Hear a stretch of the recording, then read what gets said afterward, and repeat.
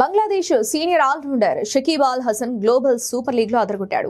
ఆడిన మొదటి మ్యాచ్ లోనే అటు బ్యాట్ తోనూ ఇటు బాల్ తోనూ మంచి ప్రదర్శన చేసి తన జట్టును గెలిపించాడు. ఇక ఈ 38 ఏళ్ల ఆల్రౌండర్ బంగ్లాదేశ్ జట్టు నుండి నిషేధం ఎదుర్కొంటున్నాడు. దీంతో అన్ని ఫార్మాట్స్ నుండి షకీబ్ ను తప్పించారు. షకీబ్ అల్ హసన్ ప్రస్తుతం వెస్టిండీస్ లో జరుగుతున్న గ్లోబల్ సూపర్ లీగ్ లో ఆడుతున్నాడు.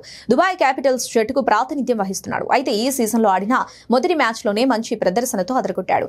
మొదటి బ్యాటింగ్ చేసిన క్యాపిటల్స్ జట్టు నిర్ణీత 20 ఓవర్లలో 167 పరుగులు చేసింది. అయితే షకీబ్ అర్ధ సెంచరీతో మెరిసి ఆ జట్టు మంచి స్కోర్ కు కారణమయ్యాడు.